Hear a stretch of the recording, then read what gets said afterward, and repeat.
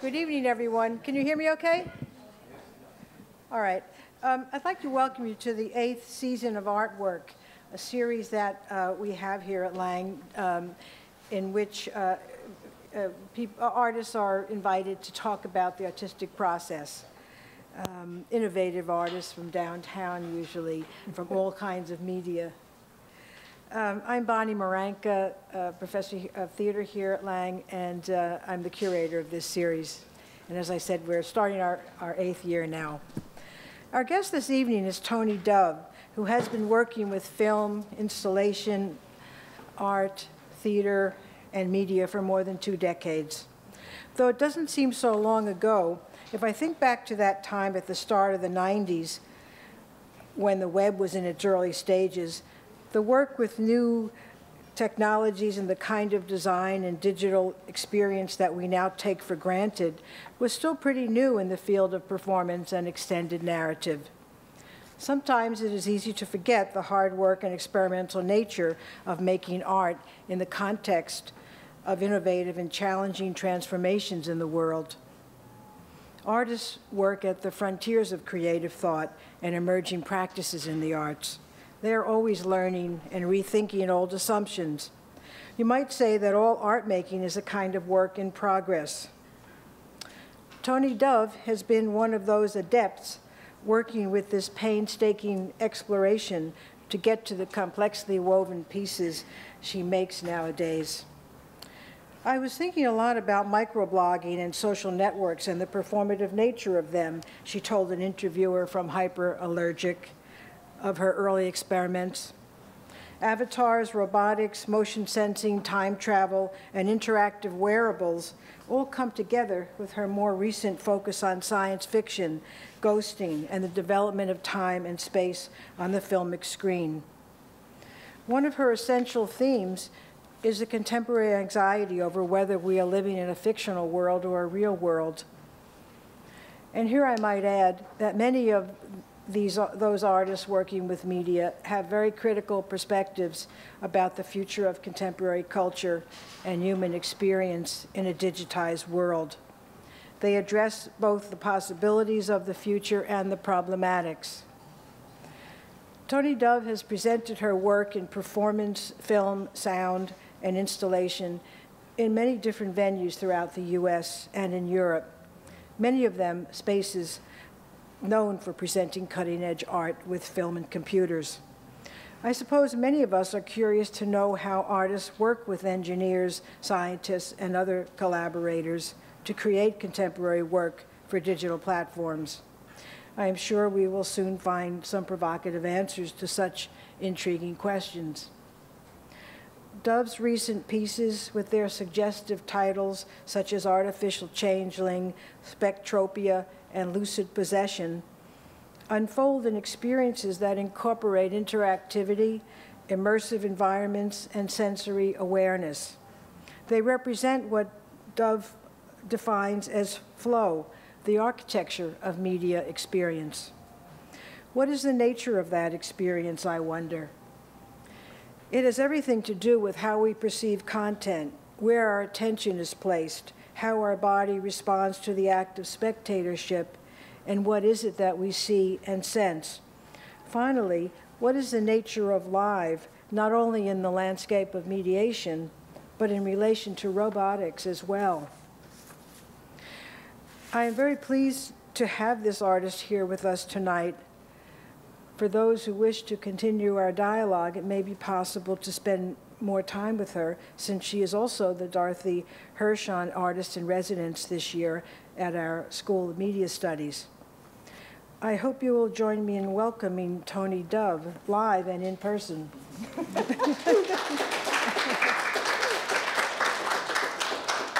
Thank you, Bonnie, for that very nice introduction.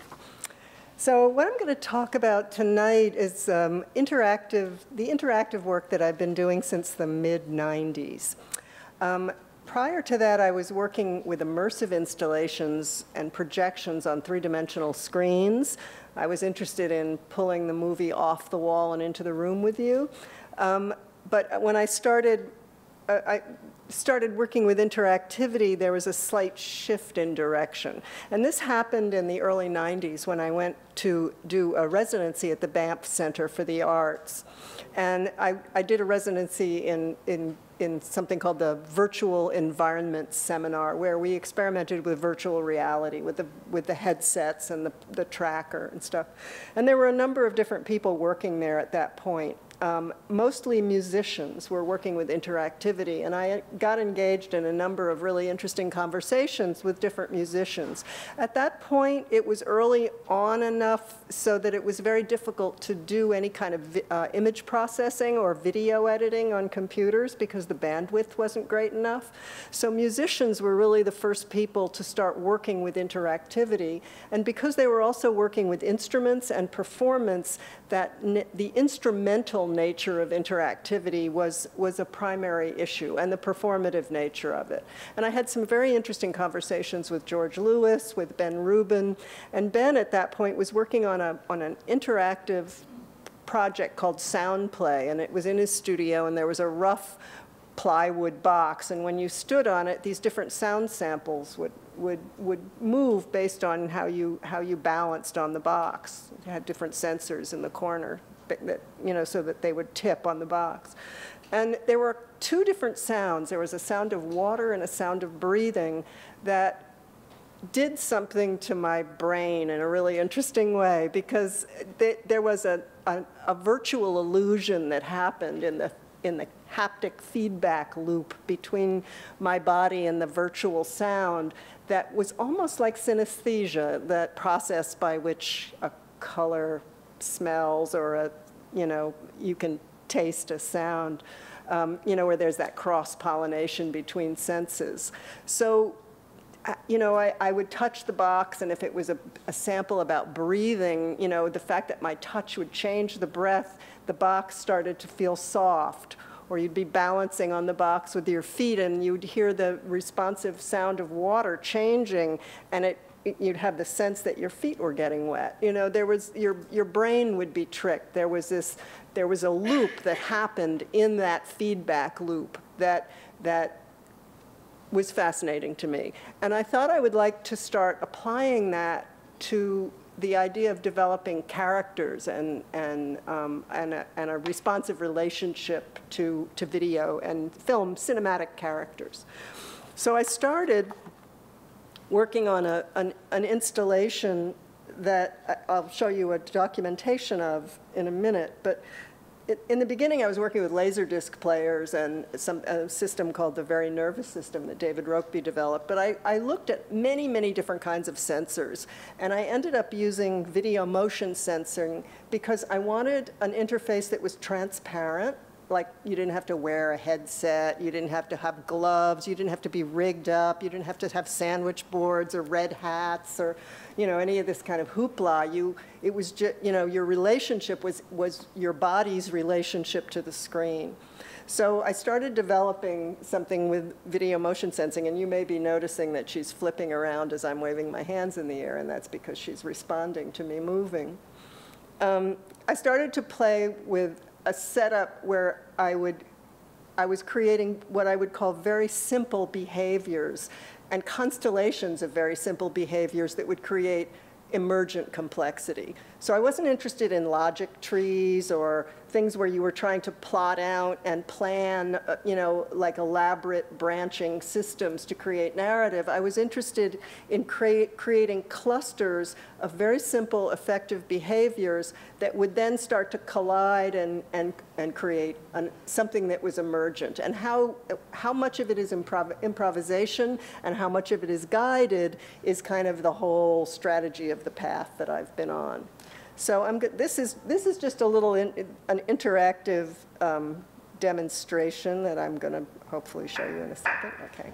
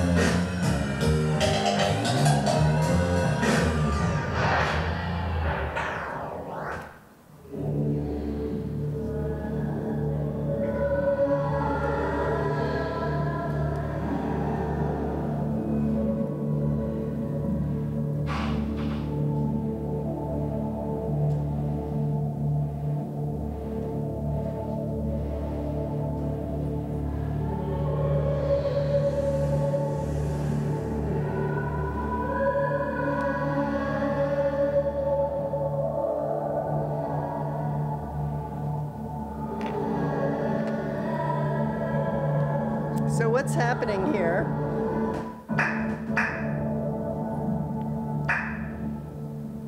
I'll bring the sound down a little bit.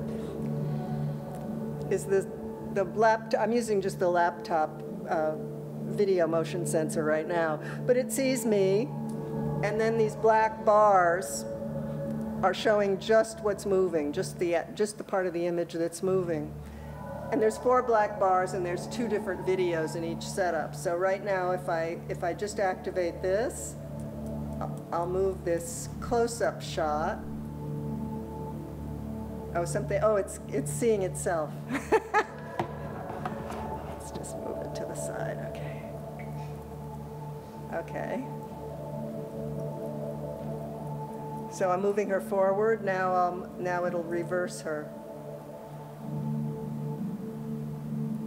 So I'm just like scrubbing now. I come up here, it brings up another video. Moving it forward. Reverse, forward, reverse. So it's very simple. It responds to amount of motion, location of motion, speed of motion, and it's a very simple basic behavior. But then as I've gone along, I've created these very complex systems that will use something very simple like this, but embed it in all sorts of different layers of ways of using it in different ways at the same time. And so I'm going to show you now, okay, some of the ways I've been working off of this. So this first piece is Artificial Changelings. It was done in the late 90s. It's the story of Arethusa, a kleptomaniac living in Paris at the turn of the century during the rise of the department store. So she's dreaming about an encryption hacker in the future. And this happened right around the time of the beginning of the World Wide Web. It was just exploding, and it looked to me like a shopping mall. And so I called this piece a romance thriller about shopping. It deals in a lot of, it's a time travel drama because I was looking at the Industrial Revolution as a way of understanding what was happening in the world in the moment that I live in. And so I used time travel as a kind of juxtaposition to begin to be able to look at different things that were going on. I became fascinated with that haptic feedback loop that I saw in interactivity, and I wanted to play with that. And so this is a kind of conversation with dual characters in different centuries, thinking about narratively in terms of exposition. It's like your body has a conversation with the characters.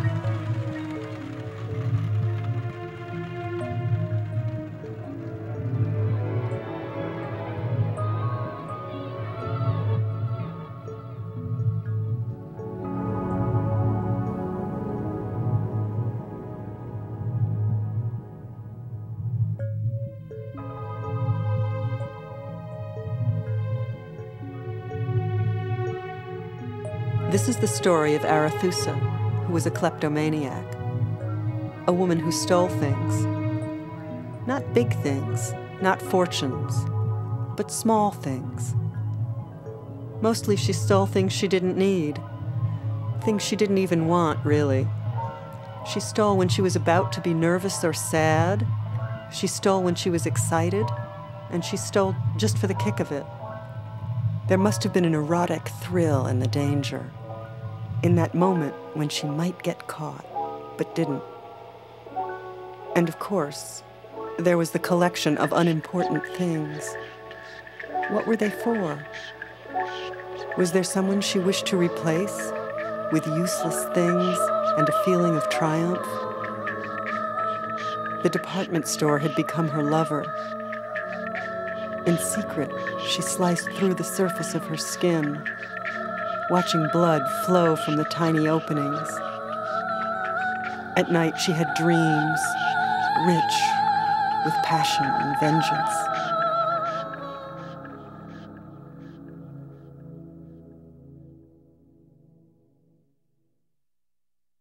Artificial Changelings is an interactive narrative installation that uses video motion sensing to track the location and movement of a viewer standing in front of an image projected on a screen. The movement is translated into changes in picture and sound. There are 4 zones. Walking close to the screen into Zone 1 puts the viewer inside a character's head.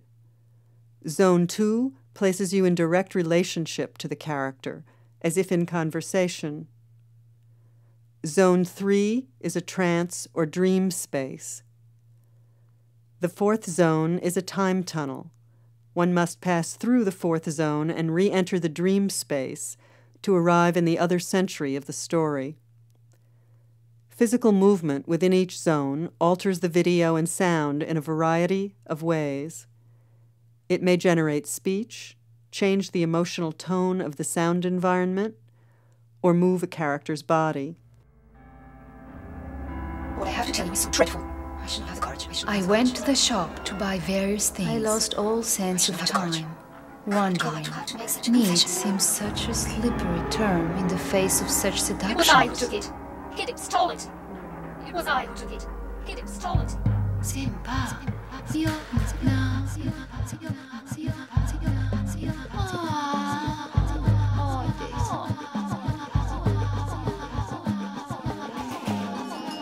All the time, inside, there was someone else trying to get out.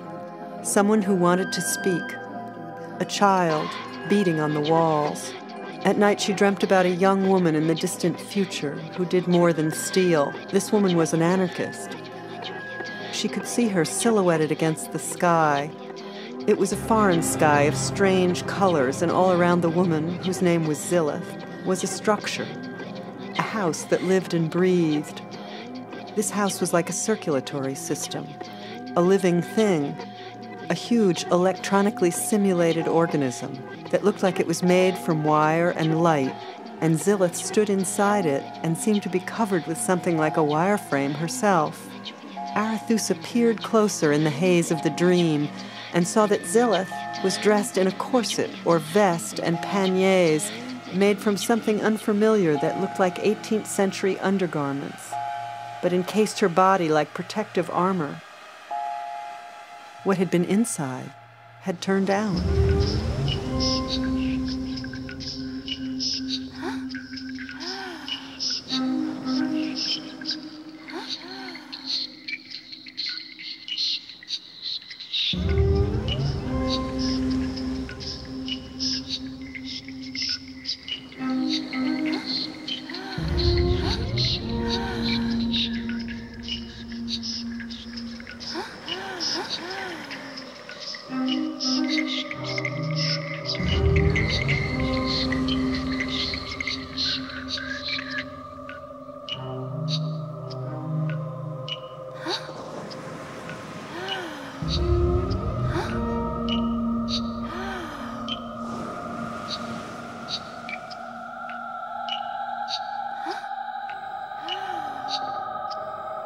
Zillith crept quietly into the underground chamber, peering into the darkness to be certain that she was alone and undetected.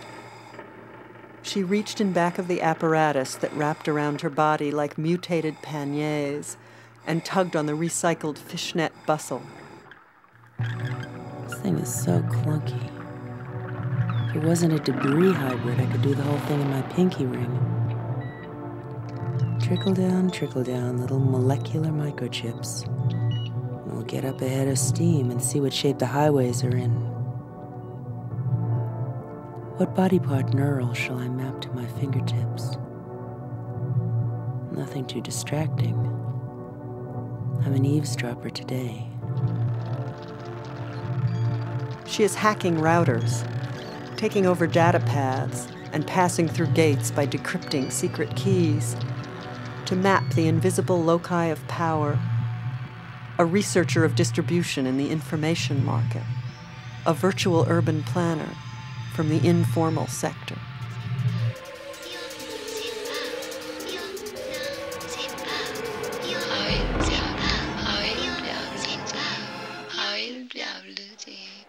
The air hums with the sound of cash registers ringing and shoppers purchasing goods. Her heart beating and adrenaline pumping through her system, Arethusa reaches for the sugared fruits.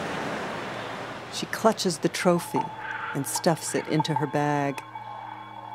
The sugar leaves a sticky film on her fingers and stains the interior silk a dark blackish red, like the color of dried blood. More trinkets follow. Her head feels as if it would explode, and a sensation like an electric wave rolls through her body. I must be away and clear.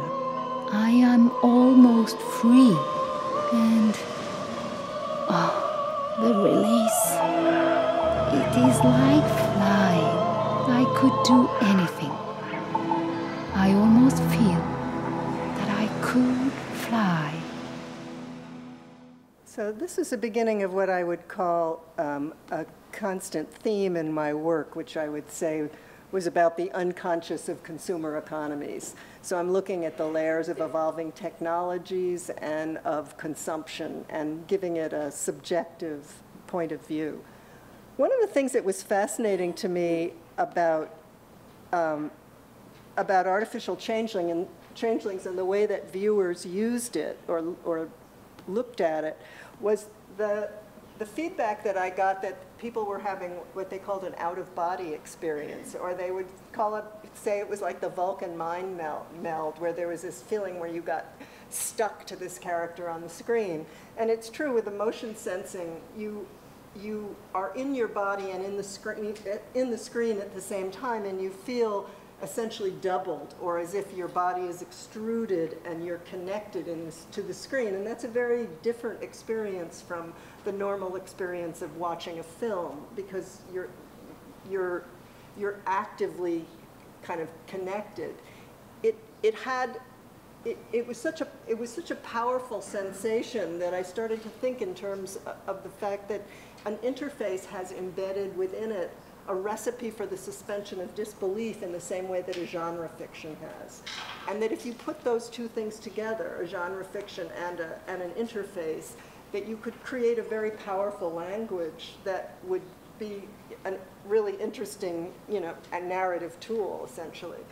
And so I started thinking of it as the uncanny interface because of the feedback I was getting, that it was as if your body was haunting the movie. So the next piece that I did, Spectropia, I wanted to go from exposition, because artificial changelings is a character. You're having a conversation with these two characters. It's basically a conversation in which the narrative sort of unfolds by the background information you're getting from these characters. But in narrative terms, it's essentially primarily exposition. So I wanted to experiment with the whole arc of a feature film. And so what I did was that I took the idea of the feature film as if it were like a pocket watch that I could take apart and then make into these other little machines that would kind of run around the tabletop and create something that was kind of, that was like, I thought of it as a possessed movie, a movie that was possessed by something else that was live in the moment. And I'm just going to read something quickly. So Spectropia is the result of it. It's a feature-length movie that's performed by two people across 3 screens for an audience. Spectropia, a young woman from England, 2099, lives in the salvage zone outside an urban center with a garbage-collecting babysitter bot called the Duck, who's there kind of in loco parentis. It's a culture with no recorded history, where saying anything is punishable by law, saving anything is punishable by law. Spectropia has built a machine that scans garbage and creates virtual realities from the moment in time the object was created. She's searching for her father, who disappeared in time, looking for a lost family inheritance. There's a glitch in her machine, and she ends up in the body of another woman in New York City in 1931, right after the stock market crash. And I wrote this right around the time of the dot-com explosion, and that was before the bomb, before the bomb. And I was looking around, and I thought that I was surrounded by young adults who had never been in the workforce in anything but a boom economy. And so I just started thinking about that. Luc Dubois, who is the project software designer and somebody I've been now working with on software design for like almost 15 years, he and I perform Spectropia. We each inhabit characters and cooperate to make the movie unfold. I thought of it, as I said, as a possessed movie, one in which improvisation collides with a predetermined narrative to create a new entity.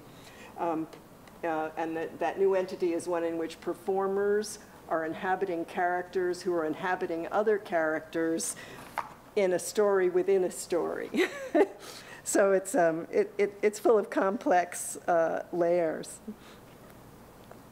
This is, again, a time travel drama that's looking at a way of looking at the past and the future and understanding things in those terms. So in this clip, you're going to see Spectropia using her machine to scan a piece of clothing that belonged to Sally Rand, the fan and bubble dancer who you saw earlier. Spectropia in the body of Verna, a woman from 1931, following Verna's boyfriend, William, and then a dialogue between Verna and William with Spectropia inside Verna complicating the communication. So that's what there's several clips that you're going to see in this.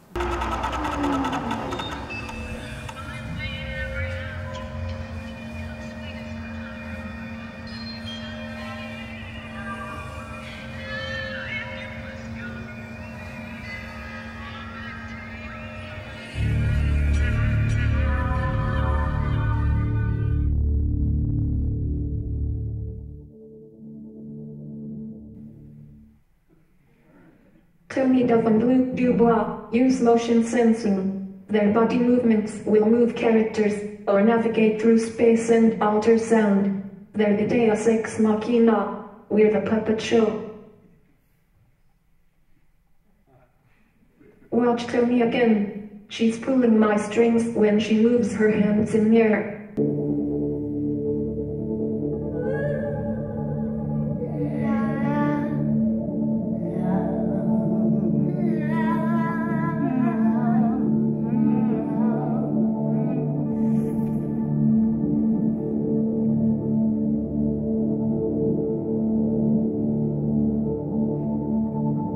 She thinks she's in control, but I have the last word. You will see.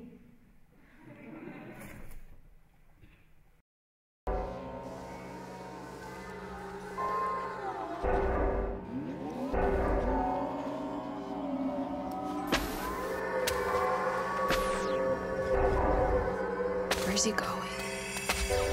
If I follow him, I might find out something about him. He's very slick. I can't believe I didn't get those contracts off. She's certainly very strange. Gotta be careful. I don't want anyone keeping an eye on me while I'm trying to pull off this deal. I need to be a free agent. The point of these shoes, they aren't so easy to walk in. And the net on this hat makes me want to sneeze. It's so unfamiliar here.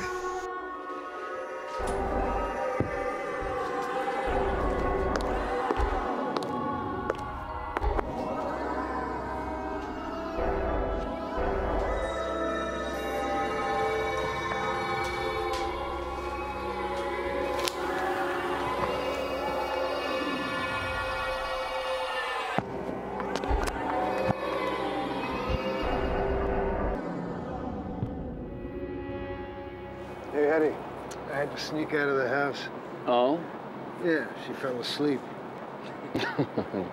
I've had a rather interesting day myself, William. What do you got? Did X leave a trail? He certainly did.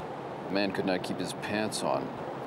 If his wife knew the half of it, she'd be angry at him about more than missing assets. Keeping secrets? There are a lot of layers to this thing. Don't touch me. Don't touch me. I'm delicate. You'll screw it up. What do you do? I make coffee. You know coffee. You want a cup of coffee? Ah, coffee, yeah, sure. You look rumpled this morning. Oh. Feeling any better? I'm fine, just a little tired from yesterday, I guess. Hey, Vernon. Guess what? I've got a new case for us. Remember X? Well, he was a crook, right? When he skimmed all that money off the XYZ, I think he stashed some of it. Maybe a big chunk. We can find it, we can pay back your dad and his clients. This body is strange. Like I'm wearing a costume. I'm inside it, and I'm peering out. But there are these alien sensations that are so disturbing. It's very delicate. I can't tell her everything, but I need for her to believe me. The best way will be to tell her part of the story, but not the whole As if they speak a slightly different language, close, but different enough so a mistake could be fatal. When he stole all that money, where do you think he hid it? No, I doubt he had a bank account under his own name. Yeah, too easy to trace. So many secrets. Yeah, I hope his secrets didn't die with him. I doubt official records will help. Maybe the investors of the original fund. The investors? So there's a record? I mean, that could give us some leads. Well, there's still an XYZ company, but there's not much to it. We could go there. Are they just going to give us the investors list? No. No, we can sneak in when they close. And we can hide in the basement and wait until dark. Pick the lock. Well, that's the way we've got to do it. Let's do it. Now, we have to be careful. This could be very dangerous. Someone else may be looking for the same thing. You mean someone's watching us? Well, you never know. This could be worth a lot of money. We just can't tell anyone. It's okay. It's okay. I'm really good at evading invisible forces. It's right up my alley. Well, let's go. Anna, did you change your hair or something? Well, go get ready. So basically what we're doing here is navigating between up to 6 different streams of video. And sometimes I will be running all 6 streams, sometimes Luke will be running all 6 streams, sometimes we're both navigating 3 streams for each of our characters. And we can be, for instance, in a dialogue, we can be inside a character's head, hearing what they're not saying to each other. We can be manipulating the characters who are both on the screen at the same time, speeding up and slowing down both the video and the sound so that we can kind of change the emotional tension of the dialogue based on how we're moving. And then we can also eavesdrop from a distance where, like outside the window, you could barely hear it in this, but if you get far enough outside the window, it's all bird sounds and stuff, and then as you get closer, you start to hear bits of dialogue. So I had kind of restructured basic cinematic tropes like the dialogue, like action scenes, like split screen stuff where you would have characters in 2 different places. I created a kind of behavioral dialogue where we could redesign those cinema tropes to create something that we could navigate.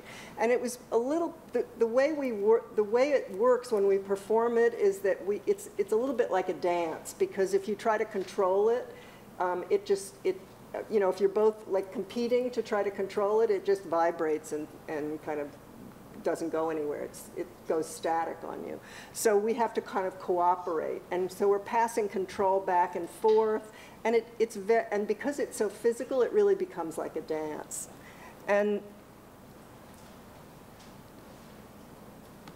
I was interested in that kind of fluidity in the dance-like aspect of it. And I wanted to experiment and bring back some of the three-dimensional screens and the performance elements that I had used in some of the earlier work. So the piece that I did next started to work with some of the basic modules that we had been developing for the program for this, and sort of add to three-dimensional robotic screens, these costumes that we developed. In this clip that you just saw, the talking head puppet, that's designed to work with the Mac text-to-speech. So it was a virtual puppet, essentially, that you could type anything you wanted her to say. You could type it in, and you'd hit go, and she'd say it. So we could pre-script it. We could improvise with it. The piece moved back and forth between the pre-scripted and the improvised. I thought of it as a wire running through a pile of sand, as if it was the story didn't change, but everything around it changed. So point of view changed. You could go through the whole movie from just being inside one person's head, or you could be flipping back and forth, or you could be stepping in and out of their heads into the action, into third person. You could decide to go through the whole movie only seeing it from William's point of view, or only seeing it from Spectropia's point of view, or you could be in the third person all the time and never be inside anybody's head.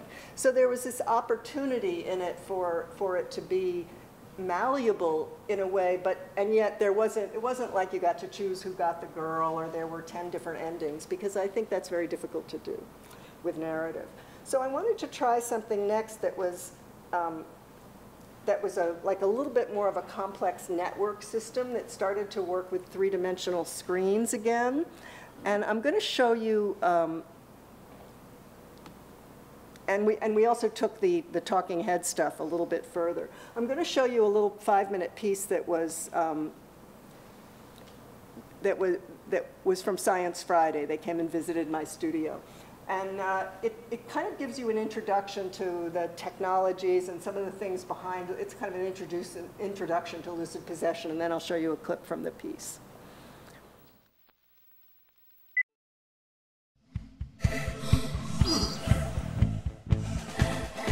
Feeling disoriented? That's actually the point. Otherwise, it just looks like realism, and that's the one thing in the world that interests me the least, I would say. Welcome to the world of artist Toni Dove. We're at her Tribeca studio where art meets geek. It is geek central. I call lucid possession a geek opera. Lucid possession is somewhere between performance art, film, and a musical event. Projected images, some of which seem to have a life of their own, are paired with on-stage performers. It premieres in April, but today we're getting a sneak behind-the-scenes peek. The main characters all have these very iconic glowing costumes. That's an LED-infused skirt. So they're almost like graphic novel characters that way. They never change their clothes. There are 3D mechanical projection screens. It's just very carefully designed so that an image fragments on it in a particular way that makes it appear very dimensional. There are robots and cyborgs, both digital and material. You know the difference. Or do you? This video puppet uses vocal analysis based on a particular performer's voice. Voice recognition software translates speech into the video puppet's mouth movements. That allows the project to lip sync live. Dove and her collaborators also built a custom motion tracking interface. Yeah, it's all based on Max, MSP objects, and jitter. As stated, Geek Central. It's a programming language that lets you build your own software. Basically, infrared cameras pick up Dove's movements. This is the image the camera's seeing, and then these 4 black bars are histograms that show just what's moving. That motion controls the movement of the videos on these screens, so these digital characters can be animated on the fly during the performance. If I freeze like this, everything stops. Now I'm moving her arms on the floor, and if I do both at once, then both her arms and legs are moving. It was like dancing a movie. The protagonist of the story being delivered through all these different channels is a woman named Bean. Who's a programmer and a designer of smart personalities. And she's created an avatar that's gone viral on the internet and brought her an enormous amount of attention that she's having difficulty managing. And she's so deeply engaged in her programming that it gives her almost paranormal skills. She has a head like a live Twitter feed without the technology. Does this seem out there? Dove sees the subject matter and the way the story is delivered as mirroring modern life. It's about the way in which we are all living simultaneously in many registers at once, in between the real and the virtual. And that gives us a sense of extruded identity, I think. This is Hoffman. As I'm sure you noticed, Dove makes the kind of art that's not easy to categorize, and that runs in the family. I come from a family of artists, and my grandfather was Arthur Dove, who was one of the first American abstract painter. Probably in the family DNA was the idea that, that it was okay to get off the path with a machete. Basically, I've been working for 20 years developing different forms of interactive narrative storytelling. It's like I'll look at a movie and then the impulse will be to take it apart like it was a pocket watch and have all the pieces on the table and then think about different ways it can be configured. It's something you put together. You can take it apart. It's fun. My work is a party I get to go to every day. We'll update you on where and when you can see Lucid Possession closer to the premiere. For Science Friday, I'm Flora Lichtman. So Lucid Possession, with Lucid Possession, I think you were having some trouble with the sound. With Lucid Possession, I wanted to mix live performers on the screen, on the stage with the multiple screens, and we added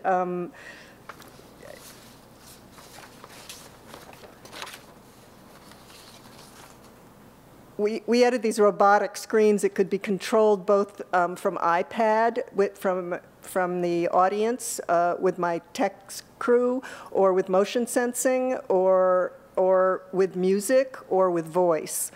So pushing the simultaneous occupation of more than one register, real and virtual, cinematic and musical, live and canned, pre-scripted and improvised. Live performers and technology merge in real time to create something that's part improvisation and part scripted.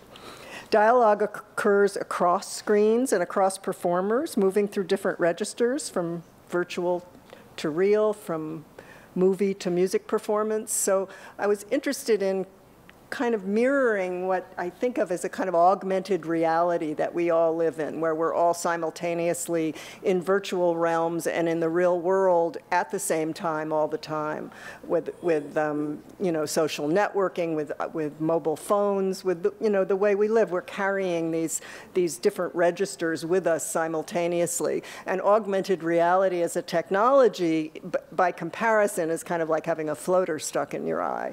What we're actually really living, I think, is a much more sophisticated and integrated form of augmented reality. And one of the key elements, I think, in this augmented reality is what our filters are, how we manage the avalanche of input that's happening at us all the time, that's coming at us all the time. And so this piece was kind of a meditation on noise management and on some of the kind of possibilities of how it felt to be in this situation, because I'm usually looking at a set of circumstances and thinking what the subjective experience of it would be. So here's a little documentation from the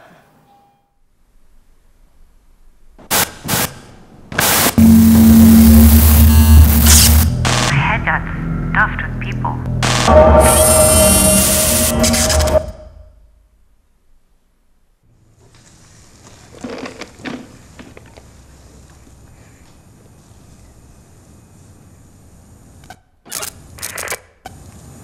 Something's going down.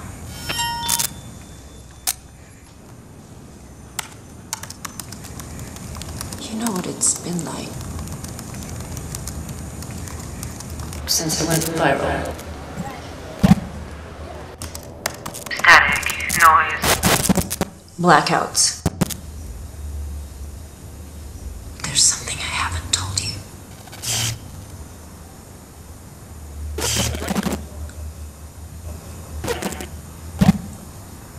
The blank spaces have started to fill up with something. Actually, somebody else.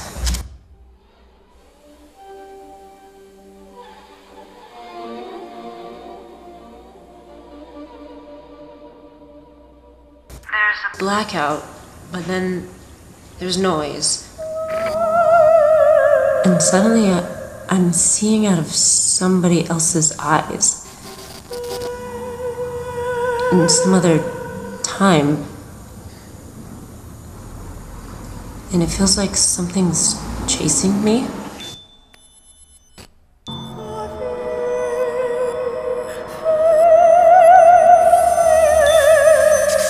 Why am I here? To be haunted? I wake suddenly from a dream. Am I going mad? What does she want? Haunted.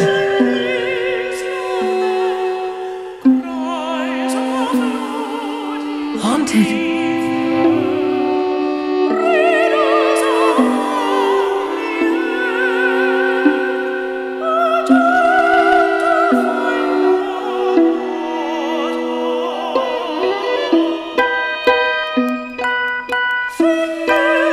What does she want?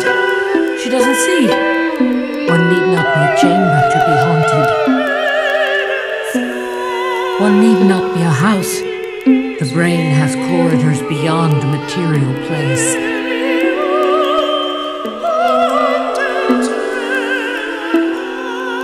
Haunted. Haunted. I'm losing ground, waiting. So I started thinking of this as cinematic bunraku. Bunraku is the Japanese puppet theater where three-quarter life-size puppets are manipulated on stage, sometimes by up to as many as 3 different black-clad puppet masters. And they become like the shadows of agency. You know, you see them, you know they're there, you know they're making things happen, but your suspension of disbelief ignores them so that they can be the thing that breathes life into these puppets. So this was a kind of sophisticated form of digital puppetry that I was creating, but also something where, you know, the motion of the characters was happening with me on the side of the stage, scrubbing and running video across all the different screens. The talking heads were sometimes lip-syncing live to a pre-recorded voice, and sometimes lip-syncing live to Hai Ting's voice. She was the singer on stage. She was the lead actress on screen, and also she played the lead actress's avatar on stage, and she would speak and be the talking head of the avatar live while I was moving its arms and legs, and Todd was live scoring the whole film. So it was as if all these different parts of the piece were broken out and fragmented into these different sections, and it didn't exist as a full-blown entity until it all came together in the moment on stage. And it was a really interesting challenge in terms of, you know, network technology. It was like an intranet. Everything was Etherneted to everything else. The lights, the way each scene had its own color, and then that would be echoed on stage by LED cans that were triggered from my computer. We triggered fans to blow the cloth on the screens for one ghost. We had DMX controls. We had all this stuff, so it was like this big automaton. The movie became this engine, and we were its operators. And that was fascinating to me. I was really intrigued by the kind of possibilities of that. And what came up in the process of doing it, and there were also several other different kinds of robotic screens. There was a square screen that rose up from the floor, and there was this kind of cocoon shape that dropped down from the ceiling. You saw a little bit of a hint of that in the Science Friday video. And the talking head stuff became, it was what Luke called it Sally 2.0. It was what he referred to as a not very smart neural net, kind of a dumb program, but it was a dumb smart program, so that it used a vocal analysis that learned your voice as a performer. So the more you used it, the better it got at recognizing your voice. So instead of using the text-to-speech to create the programmable Sally puppet like we did in Spectropia, this time the video heads lip-synced live to the performers in real time. And supposedly got smarter as it did it more. It seemed to work, actually. It seemed to get smarter. And I was fascinated. Sometimes I'm controlling the robots as well as video, and then at times when it's full-blown and there's too many things on screen that I have to do, one of the technicians would improvise on the robotic screen, you know, because the umbrella folds down and up, and the hoops shake, and the whole thing can fold up like a Frisbee and open up, and it has lights inside it, and then there are the lights on this, you know, all the LED cans that change for each scene. So the whole thing became like this. I thought of it like an automaton, like one of the 17th century automatons. So the thing that was really interesting to me was working with the robotics, which was a big, you know, a new thing for me, and also with this kind of expansion of the costumes. I'd been working for a long time with costumes, as you could see in Artificial Changelings. We did these crazy costumes in that, I think you might have noticed that she wore this thing that was actually made out of football shoulder pads that she was wearing around her waist. And Bill Ballou outfitted that with hydraulic pistons she had a black evening glove. There were brass contacts on the fingers of the glove and we hooked it up to a CO2 tank, and when she clicked her fingers, the pistons would pump in the back, and the leaves of the shoulder pads would flap like castanets. And that was essentially her computer. When she took it off, you could see that this puff of smoke came out, and it was a smoke screen. So that was, and also the 19th century costume had a bustle that lit up, which is where Bustle Lamp Productions originally came from. And then we moved into Spectropia, and Gary Graham designed some of the first costumes for that, but that also had various hoop skirts and historical references. And then when we moved into Lucid Possession, we did even more in terms of working with LED costumes, which was right before all the wearable stuff was happening. So you couldn't buy Raspberry Pis and all these things that let you kind of work with pre-programmed wearable stuff. So Leaf Crinkle did did a lot of soldering of various little LED jewels and stuff to create programs. So I'm just going to run through this whole set of things quickly to lead up to what I'm doing now, which is a robotic dress cinema interface. So these were the sketches for the initial sketches for the robotic screens. Was looking at all sorts of different fashion influences and thinking about how to build and structure these robotic screens. And then we built a prototype, which we projected on, that was like the first kind of entity. This was the beginning of the final screen that you saw in the documentation. This is when we put the cloth on it. The cloth was very carefully ripped and torn to create a certain kind of dimensionality so that it would feel, I'm just going to try and stop it. Okay. So we fabriced it in a very specific way with different densities of fabric so that, does anybody know how to make this damn thing stop? Okay. Okay. So that an image would fragment on it and feel as if the robotic structure, the metal structure, the fabric structure, and the projection fused to become like another entity. I didn't want it to feel like a shape that something was projected on. I wanted the things to fuse and become this new thing, this third thing. And so that the structure, you can see the lacing inside that becomes the center of her, the fragmentation, the way, there's repetition. The piece got, the projected images got fragmented on the surface, but it was all very carefully planned in terms of layers of density of fabric and different kinds of things to create that illusion, that three-dimensional illusion. And the costumes were LED embedded. This was the underskirt that gave us the way that looked.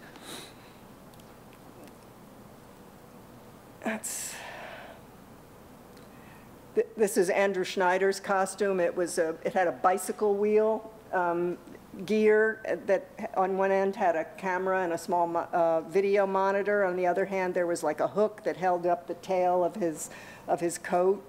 This was Bora Yoon's costume. She had like a kind of panier on one side that glowed. This was Bora, and this is the little the robot that we used for the pet bot that had a different head and was animated in the piece. And this was Hai Ting's performance skirt. And all of this is leading up to this new project that I'm working on that's a robotic dress cinema interface. It's a slightly larger, it will be a slightly larger than life robotic dress that hangs suspended in a room. When you walk up to it, it will mirror your action. So if you move, it will move as if you're wearing it. And it has a 100-year memory, and it takes each user that walks up to it, it will spit out a series. It has a conversation based on your movement. It uses different thresholds of movement to tap into a cinematic database, and it will mirror and react and create a little 5-minute clip customized to each person's motion. And I'm thinking of it as a horror movie. The dress has a 100-year memory. You'll get a little sense of its history. Gradually you realize that the dress is lethal, then that it consumes parts of the people that wear it, and ultimately that it's consuming you. The subtext of the piece, I'm looking a lot at wearables and wearable computing, and looking at what I'm thinking of as a kind of slightly uneasy marriage of consumerism and narcissism that's happening, and some of it mixed with the kind of fantastic possibilities for the escalation of powers of the body. So both the dark and the light of it. This is a scaled motion. I'm working with a team of people where it'll have a servo robotic frame inside it that echoes a connect that will be run by motors, but then some of the origami pleating and the scales will use things like a shape memory polymer or shape memory alloy so that it can run without motors. So it'll have 3D printed things that move without motors that take an electric charge and change shape. So, and it will change. It has it goes through time. The skirt goes down or up. It can develop a bustle or not. So that's sort of that's the process. That's the project that I'm working on now. And I wanted to take some of the things that I was learning with the three-dimensional screens, the robotics, and some of the interesting aspects of that, and the costumes, and be able to sort of zero in and focus down on a kind of more nuanced experience of working with those things, because when you're working on a very large-scale show, you don't always get a chance to pay attention to the kinds of details that you'd like. And so there was a set of possibilities that suddenly opened up as a result of discovering these technologies that were really intriguing to me. And I wanted to go back to something, I wanted to try doing an installation again, because I'd been working with performance for a while, just so that I could work with individual users again and see what that experience was. With artificial changelings, one of the things that was fascinating to me was what a broad variety of things happened in that piece, depending on what was interesting to the viewer who was interacting with it. If somebody was interested in language, the piece would be extremely narrative and could have an arc. If somebody wasn't interested in language and wanted a physical experience, the piece became almost like a dance piece. And it had a tremendous variety. People thought of things to do with it that never occurred to me. I was like totally boring in it compared to like a lot of the people that would use it interactively. And so that's what happens. You get stuck in a groove. You think about the way of doing something and you just keep doing it that way over and over, and then somebody else comes in and looks at it and they're using it like a surfboard or something, and it's fascinating and you didn't even know it could do that. And that's what happens. You build this engine and you think that you're going to finish the engine and that's it, and it's not. It's the beginning. It's just the very beginning. So it takes a while to kind of follow things through. So why don't I open it up to questions?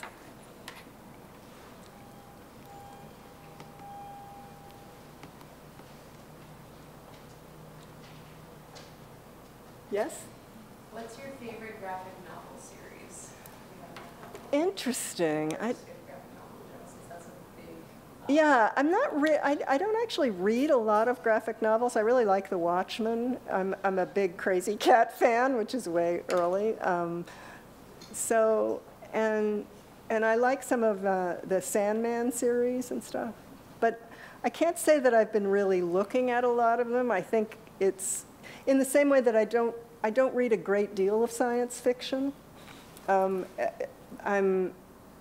I probably get a lot more of this stuff cinematically.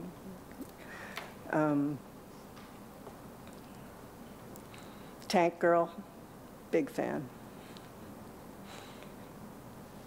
Yes? You focus a lot on wearable technology, so how do you feel about how that's actually coming to fruition nowadays?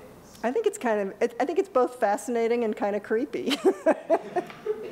Because it's like, right now, like everything is, tracking how many calories and how many steps you've taken. And it's this, I feel, when I say that my work has consistently been about the unconscious of consumer economies, people look at technology and sometimes they're looking at technology. You hear a lot of discourse around technology and discussion around technology that talks about technology as if it was a self-actualizing entity, like television is bad for you. But television or new technologies or whatever is simply a reflection of a set of agendas that are happening in your culture. Technology is a reflection of the values of the culture you live in.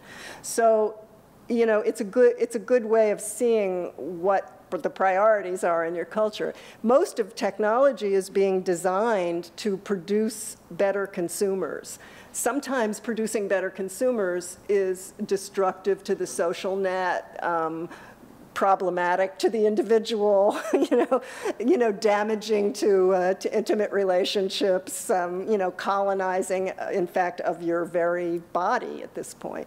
So yeah, there's some things about it that are like totally creepy, and ways in which you're kind of being created as a digital pâté goose that's focused, in on this, this tunnel into your computer that separates you from everything else and turns you into this, 24/7 full attention consumer.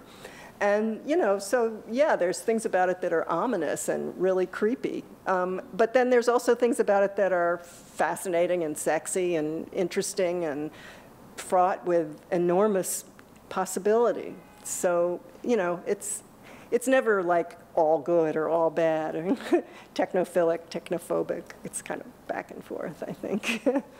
So I'm sort of, yeah, I'm fascinated by the complexity of the possibilities. And I think working with the technologies is really interesting when you're working with things that are transforming the world that you're living in as you're living in it.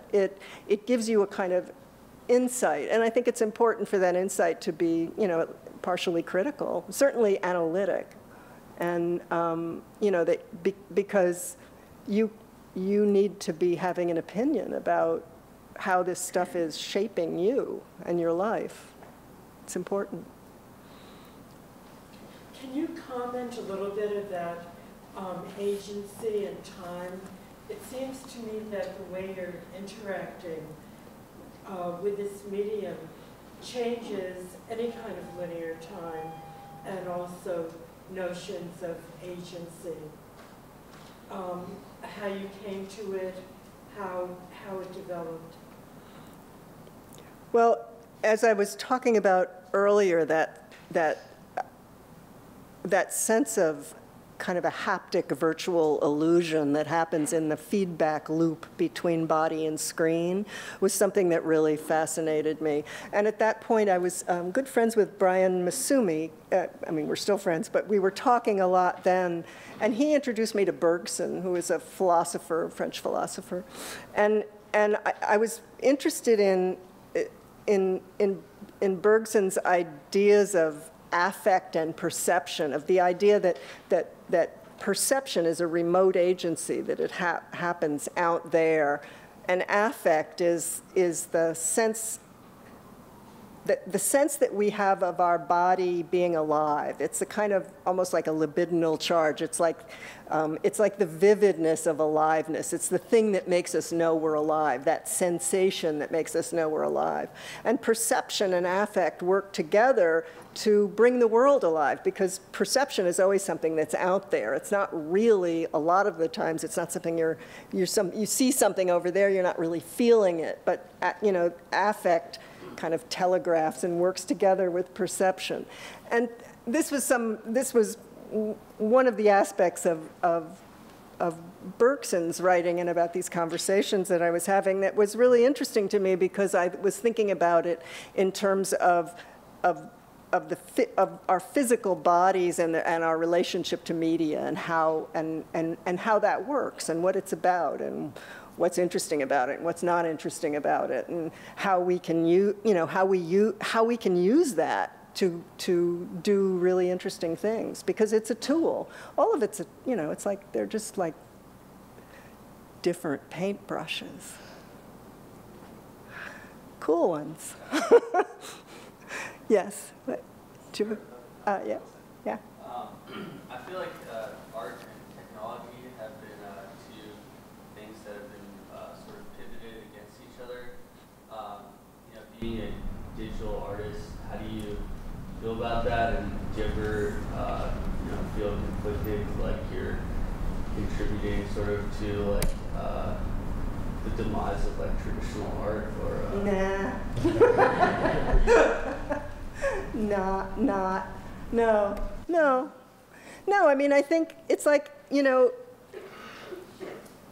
there's a set of conditions for the way we work and what we're doing in a culture at any given point, and that it's like the way we work impacts what, the means of production. This is like a Marxist thing. The means of production impacts public space, private space, gender, kinship structures, all those kinds of things. And so, certain forms are vibrant at certain moments when they make sense in the larger culture, and then they might fall back. Like, theater has been around for as long as human beings have been around, but it might not be in the cultural hot seat. It might not be in the center of what carries the cultural narrative at this moment. Film has done that for a number of years, but that's beginning to change. Now there's a different kind of combination of media, I think, that's kind of the thing that's carrying our cultural narrative. And so I think the forms are changing all the time. Am I sad that film as a material is going away? I love film. I think film is beautiful, but if it's if there's other interesting things to work with that do something that works better for me in terms of what I'm doing in the moment, I don't get fetishy about tools. So no, I don't think that technology is destroying art. I think technology is another tool. And it's unavoidable because it's in our lives, and it's important to have a point of view about it. You were talking about film, so I was wondering, your work is a lot of interactive stuff, and it seems like now we have a lot of, like, everyone's involved interacting with these different medias. I was wondering what your thoughts are on how film is kind of changing, or the contemporary cinema is changing to become more interactive with, like, audience, for example. Yeah, I mean, I think we're kind of in what I would call the zoetrope phase. You know, in the early days of film, there was this moment where everybody had some crackpot machine that made pictures move, you know, and things that spun around, and phanoscopes, and you know, all sorts of things that were, you know, ways to make images move, make them mobile. And at a certain point, the medium standardized and became the, you know, the apparatus we now understand as film. And then that produces business models, funding apparatus, distribution apparatus, architectures to house the, you know, the experience. So there's a huge, you know, so once a medium becomes standardized, there's a huge kind of, you know, circumference of things that come out of it that, you know, that support it as an industry, essentially.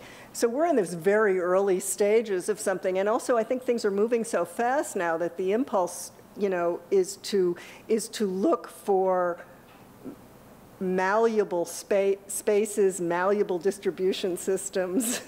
But right now, in a certain way, every space that I perform in, is a kludge for me, because it's designed to do something else. Every tool I use is designed to do something else, you know. So you're kind of pasting together this thing that's heading towards this thing that you don't really know where it's going. I think games have had a huge impact on cinema. I think global marketing has dumbed down cinema in order to, you know, to make it non-culturally specific and not as language-based, in order to make it, you know, globally saleable. You know, there's all sorts of things that are impacting cinema right now, and it's suffering a little. But I can't tell you where it's going, other than it's probably, we're seeing the seeds of it, I think. To follow up on that question, I was curious about your feelings about the audience and audience. Interactivity brings the audience into the artwork, but cinema, for example, seems to be traditionally a passive entertainment where you go into the darkened theater and watch something and then you leave. Similarly with the symphony concert or the drama on stage in a theater. What kind of role do you see for the audience in the works that you're putting together when they may wish to just sit in the dark and passively absorb? Yeah, I also kind of, I think I'd like to challenge that notion that it's completely passive, just in the same way that I don't think reading is passive. I'm not sure that watching a movie is completely passive. It's different. I'm a big fan of sitting in a dark room with a whole group of people. I don't think it's an isolated experience or a passive experience. I think there's all sorts of interesting ways that could change. When I was developing Spectropia, for instance, I present that as a performance piece. It could also be a piece, an online piece, where I could, you know, it could be like a date movie where you could do it with somebody in Cleveland from New York, and you would feel each other's presence through your movement on the screen. You know, it could be a dance. It could be an engine that could be in a smart theater where, you know, a theater that could tell how many seats were empty, how many were filled, how many men were in the movie, how many women, whether people were fidgeting in their seats or not, you know, and that there would be things that changed or happened, you know, based on that kind of, that collective energy that was coming into the engine. So there's all sorts of possibilities that you know, like there are different iterations of experimentation and innovation that happen, and then they happen and then they happen again. There's usually several generations of innovation that happen before something catches and really takes off, and then all the people that came before all get forgotten, and that person becomes the person who did it. But you know, that sort of long arc of innovation, it's probably, you know, we're somewhere on that spectrum right now. Yeah, I worry about the death of public space. It's a constant concern to me. I worry about it in terms of journalism, news, media. I worry about the fact that everybody just goes and finds the thing that they agree with, that they want to listen to, and that sense of any kind of collective civic space has disappeared, that we're losing that, you know, a sense of public space. I'm not sure that social networking really creates community. I think sometimes it makes everybody just feel like a grain of sand on a gigantic beach, you know, and you're kind of throwing up your freak flag to get noticed so you feel like you exist. I'm not sure it actually produces community, although it can. Obviously, it's done amazing things in terms of social activism. And so, you know, that's, I guess, as far as I can. Yes? That you develop and how much like spectropia, how long do these characters stay with you after you develop them? Like what's that process like of having a performance with a specific character and then moving on to developing another one? Do you go back since it's such an interactive thing?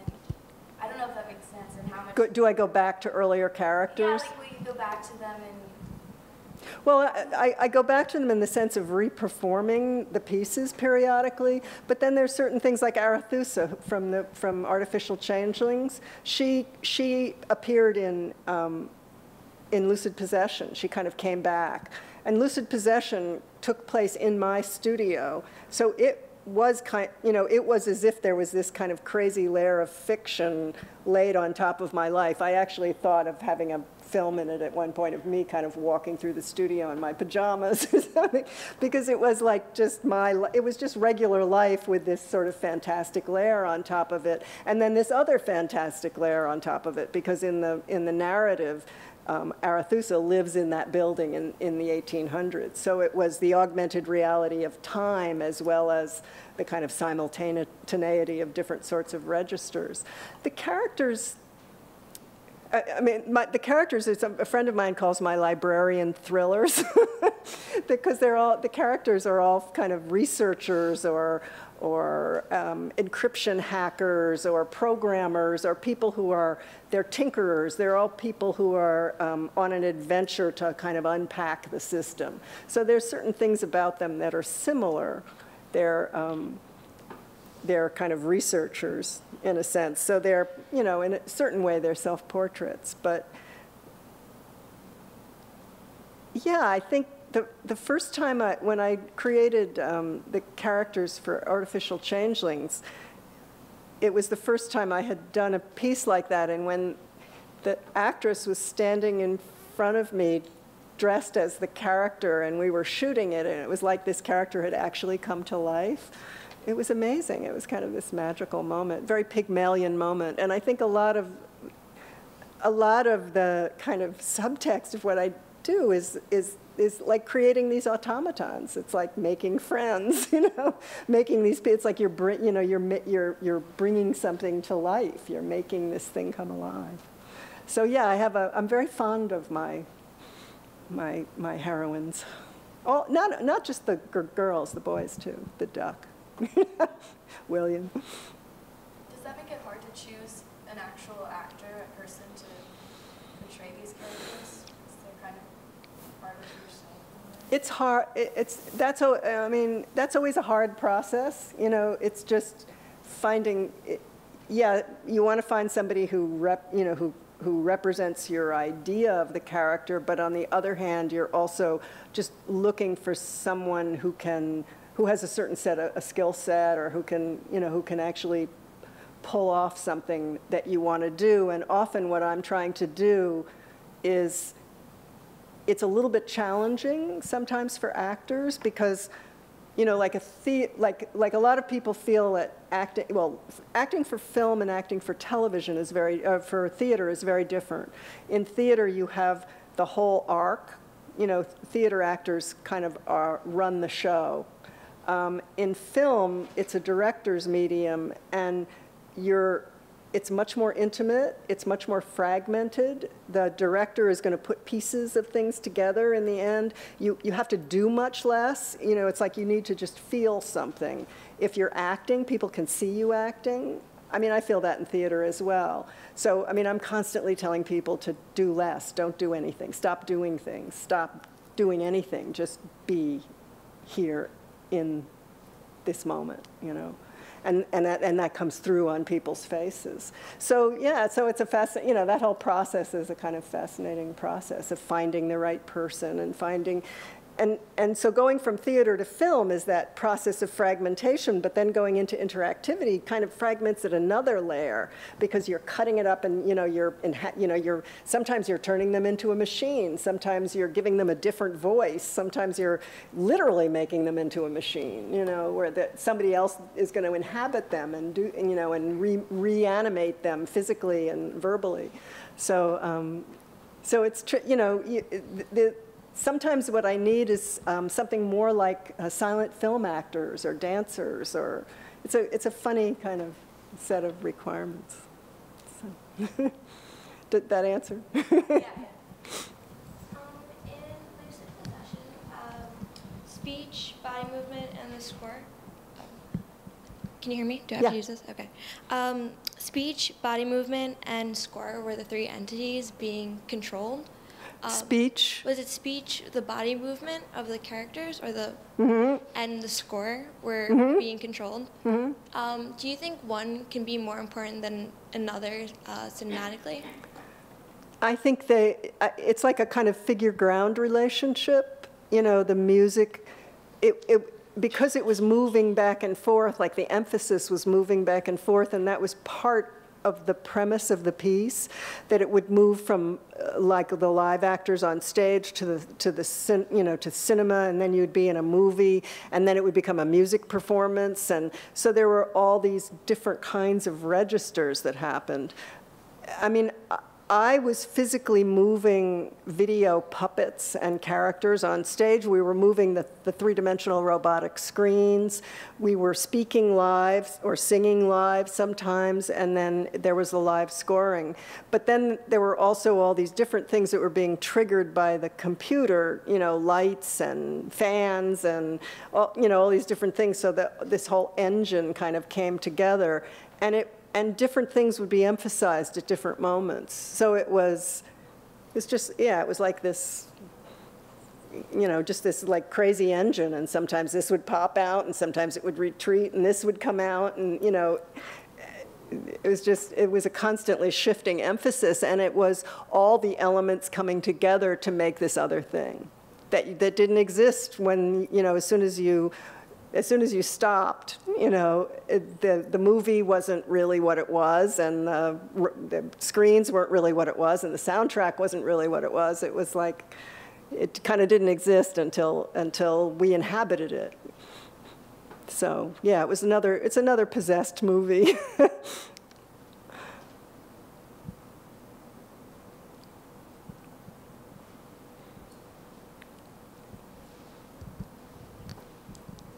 So this is sort of a plug for other School of Media Studies events that will be happening over the year, but I'll ask it as a question as well. One of the events we're having this semester is for students to use Spectropia as a platform. And so to think about other stories that can be used with the technology platforms. Well, what we really wanted to do was, in the workshop, I think, is to explore some of the potentials of the existing story, which is essentially telling different stories. But there were all sorts of aspects of it, ways that it could be used, that I wanted to kind of workshop with students where they could come in and think about different ways it could assemble. And there's a memory engine in it that chews up places you've been and spits them back as different characters' memories, you know, and I never really used that in performance. And so there's all sorts of possibilities inherent in the engine and the way it's constructed, and we thought it would be interesting to work with a group of students to workshop that and just see what kinds of things they would come up with that I hadn't thought of, because I'm sure I've only thought of that much of it.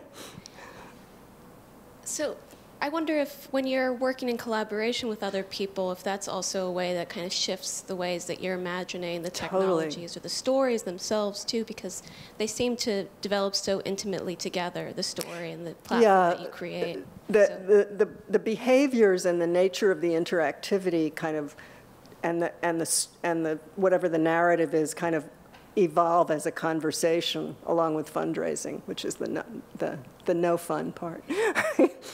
And like with the robotic dress piece, for instance, I'm working with Renee Stenke, who's a novelist, and that's going to be the first time I've ever worked with a writer on a script. So, and we've already started talking about it, and it's fascinating. It's going to be really an interesting experience to do, because she comes from a very different background and cultural history than I do, so it's kind of it's already a really interesting collaboration. The dress, for instance, I'll work with a costume designer that I've worked with in the last couple of projects. She also helped with screen construction. Karen Young. I'll work with Leif Krinkle, who is the head of the Visible Futures Lab at SVA, and he's done all the robotics for me and has been a technical director in the past, but now we're working more on robotics. I work with Luc Dubois, who is the software designer, and we're going to bring we're going to add the Connect into the software setup. Now, he's basically taken what I was using in the late 90s, the interactive program that I developed for artificial changelings and that I had prototyped at the Institute for Studies in the Arts in Arizona for Spectropia. Luke took the whole thing and went, threw it out and started over and created something that's really a modular tool. So now whenever we're doing a new piece, we're taking bits and pieces of stuff that we've already used and adding new elements. And we're going to work with the Connect on this one. So, and Francis Battanti, who is a 3D printing designer and architect who did the 3D printed dress for Dita Von Teese, the burlesque queen. He fabricated that. He's going to work with me on this. So that's where this conversations about shape memory polymers and stuff are coming out. We're tossing back and forth new ways of working. So yeah, there's a kind of conversation that happens where, and I like that collaborative process. It's like you find people you trust, and then you open up spaces in your work for them to do their work in, and then the work is richer and denser and more complex than you could ever make it just by yourself. And that it's kind of like a film. It's a film production model because they're my projects, in a sense. It's like a kind of director's model, but it changes and opens up and alters a lot based on the skills of people that I work with. And sometimes I'll work with people and they'll have a capacity that I didn't know I was interested in, but because they're there and we're talking and they have a skill set, we figure out ways to use it. So so the team expands and changes the shape of what I'm doing, always, which is fun. I mean, that's the fun part. So I just wanted to add that if anybody was interested in signing up for that workshop, there's a sign-up sheet, and I can tell you more information later. Yes. Please do. I just want to ask you something. What you're describing is the really experimental nature of working this way. So where are the funding sources coming from? Right now, I'd say that we were in like a real crisis in fundraising, in funding, in subsidy for any kind of real experimental arts. And I would say that I'm looking at the nonprofit realm and thinking of it as an endangered species, and everybody's looking at new business models, and the word incubator gets mentioned a lot, which is basically a kind of startup model. And you know, I worry that what I think of as art is going to disappear completely, and what we're going to end up with is kind of is something that's entirely commerce driven. That said, historically, I've done a lot of fundraising with residencies, commissions, private foundations, government agencies, grants. Now I'm sort of shifting a little bit and starting to look at private individuals and the idea of some kind of a subscription-based, kind of subscription to the lab kind of thing, that sort of like like a smaller personalized Kickstarter kind of concept. It's funny you mention that, because you're the second person, like in the last 2 or 3 days, who said he's looking for the foundation he runs to, for the artists, to private individuals, because the funding agencies have made such complicated applications and such time-consuming reports that it's no longer worth it for less than $10,000 or $15,000 to go through the agony of trying to get funding. Trying to get money. Yeah, but, and there's also just, there's fewer and fewer sources. You know, I mean, I raised a significant amount of money for Spectropia, and most of those funding sources don't exist anymore. So there's only, you know, the number of grants available to do this kind of work is shrinking. And if you're trying to do things that involve, like, you know, multiple layers of, you know, collaborative teams and stuff like that, you can't get, you know, it costs money. People, you know, you need to pay people for their labor. So, so it's a crisis, and I think that everybody is kind of, everybody who does this kind of work is trying to figure out, like, what their, you know, just like there's a lot of business model discussion. And it's a pretty critical moment, I think, for the survival of certain kinds of practices that we think of as art.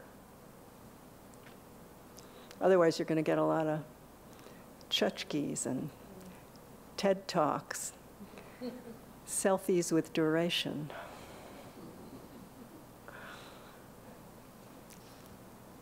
So. Anybody have any last questions, or should anything more? Thank you. Thank you.